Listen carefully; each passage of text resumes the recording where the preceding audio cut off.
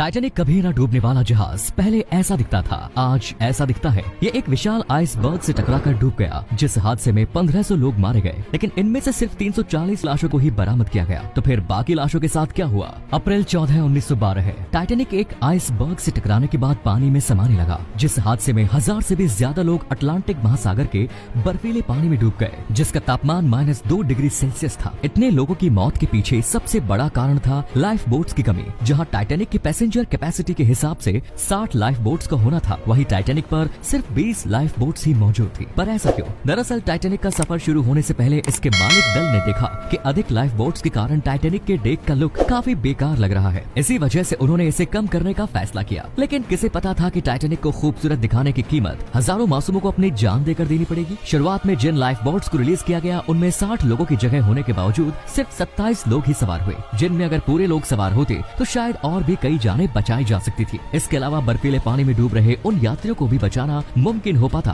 अगर टाइटैनिक के पास से गुजर रहे जहाजों ने टाइटैनिक से भेजे गए इमरजेंसी सिग्नल को देखा होता। लेकिन दुर्भाग्य से किसी ने भी इसे नहीं देखा, क्योंकि वैज्ञानिकों के मुताबिक उन सिग्नल्स को ना देख पाने का कारण था लाइट रिफ्लेक्शन। उन्होंने ये भी बताया कि यही घटना उस वक्त भी हुई जब टाइटैनिक आइसबर्ग से टकराया, जिस वजह से टाइटैनिक के चालक उस विशाल आइसबर्ग को नहीं देख पाए। रिसर्च के मुताबिक उस आइसबर्ग को ना देख पाने का एक और मुख्य कारण था टाइटैनिक के चालकों के पास दूरबीन नहीं थी। दरअसल जिस कबर्ड में सारे दूरबीन रखे थे, उसकी चाबी on duty second officer David Blair के पास थी, जिन्हें आखिरी वक्त पर हटा दिया गया और उनके बदले दूसरे ऑफिसर को ड्यूटी दे दी गई, जिन्हें ऑफिसर ब्लेयर वो चाबियां देना भूल गए। अगर कबर्ड की चाबी उस ऑफिसर के पास होती तो बहुत दूर से ही आइसबर्ग को देखा जा सकता था और टाइटैनिक का रास्ता मोड़ने के लिए काफी समय भी मिलता। इस हादसे में हजारों लोग मारे गए, जिनकी लाशें भी बरामद नहीं की गई। लेकिन उन लाशों का क्या हुआ जो उस रात टाइटैनिक के साथ ही समंदर की गहराई में समा गए? रिसर्च के मुताबिक टाइटैनिक के डूबने के 1 घंटे बाद ही एक भयानक तूफान वहां से गुजरा। उस तूफान के कारण समंदर में उत्पन्न हुई पानी की बड़ी बड़ी लहरें और तेज हवाएं उन सभी लाशों को दुर्घटना स्थल से 80 किलोमीटर दूर बहा कर ले गई। और यही कारण था कि पहला जो जहाज वहां पहुंचा, उन्हें सारी लाशें नहीं मिली। जिन लोगों की लाशें नहीं मिली, उनकी कब्र तो समंदर की गहराई में ही बैन की गई। लेकिन जिन लाशों को बरामद किया गया, उन्हें कनाडा के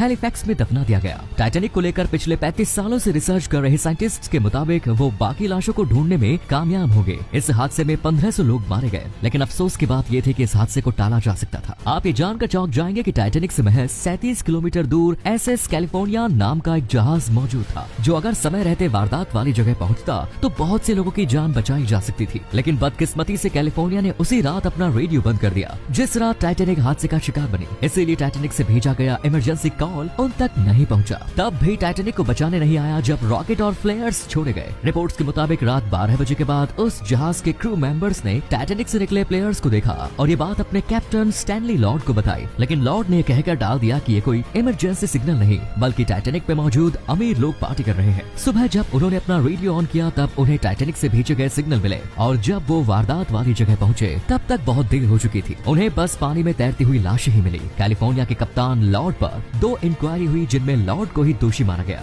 लेकिन इतने बड़े जहाज के डूबने के पीछे क्या सिर्फ एक इंसान का ही हाथ था? अगली सबसे बड़ी गलती थी स्टीयर्समैन रॉबर्ट हिचेंस की। उस रात जब ये सूचना मिली कि सामने आइसबर्ग है, जहाज को बाई तरफ मोड़े, तब घबराहट और जल्दबाजी में हिचेंस ने इस मैसेज को उल्टा समझ लिया और जहाज को दाई तरफ मोड़ दिया, जिससे जहाज और भी तेजी से आइसबर्ग की ओर मुड़ता चला गया। जब तक उन्हें अपनी गलती समझ आती, तब तक बहुत देर हो चुकी थी। ब्रिटिश इंक्वायरी की रिपोर्ट के मुताबिक टाइटैनिक को काफी सारी आइसबर्ग की वार्निंग मिली, बावजूद इसके टाइटैनिक की स्पीड को कम नहीं किया गया। टाइटैनिक 40 किलोमीटर प्रति घंटे की रफ्तार से यात्रा कर रहा था। लेकिन ऐसा क्यों? एक थियरी के मुताबिक व्हाइट स्टार लाइन कंपनी के MD और चेयरमैन जोसेफ ब्रूस ने टाइटैनिक के कप्तान स्मिथ पर इसकी स्पीड कम न करने का दबाव बनाए रखा, ताकि ये जहाज साउथहैम्पटन से न्यूयॉर्क की यात्रा सिर्फ 6 दिन में ही पूरा कर एक रिकॉर्ड कायम कर सके। इसके अलावा चौंकाने वाली बात ये भी थी, अपने समय के हिसाब से इतनी एडवांस टेक्नोलॉजी से बना दुनिया का सबसे बड़ा और आलीशान जहाज आखिर एक आइसबर्ग से टकराकर कैसे डूब गया, जबकि इसे कभी न डूबने वाला जहाज माना जाता था। जर्नलिस्ट सेनान मेलोनी, जो पिछले 30 सालों से टाइटैनिक पर रिसर्च कर रहे थे, उनके मुताबिक टाइटैनिक के डूबने के पीछे सिर्फ आइसबर्ग ही नहीं बल्कि आग का भी बहुत बड़ा हाथ था। दरअसल पिछले 3 हफ्तों से टाइटैनिक के हल में भयंकर आग लगी, जिस कारण इसके रवाना होते वक्त लिए तस्वीरों में 30 फीट का काला धब्बा देखने को मिला। इस आग के कारण टाइटैनिक की मेटल कमजोर पड़ गई और कुदरत का कहर देखिए, टाइटैनिक के ठीक उसी जगह आइसबर्ग टकराया जहां पहले से ही आग लगी थी, जिस कारण टाइटैनिक के हल में 300 फीट लंबी बड़ी बड़ी छेद हो गई। इसके चलते टाइटैनिक के 6 वाटर टाइट कंपार्टमेंट में पानी भर गया और देखते ही देखते 3 घंटे से भी कम समय में कभी न डूबने वाला जहाज जहाज समंदर की गहराई में समा गया। हैरानी की बात यह थी कि टाइटैनिक के मालिक दल को इस आग की जानकारी पहले से ही थी और वो ये भी जानते थे कि शायद ये टाइटैनिक की पहली और आखिरी यात्रा हो सकती है। लेकिन टाइटैनिक के सारे टिकट एडवांस में बिक चुके थे और मीडिया में हर तरफ इसके चर्चे थे। ऐसे में अगर टाइटैनिक में आग लगने की खबर दुनिया को पता चलती तो इसकी यात्रा को रद्द करना पड़ता,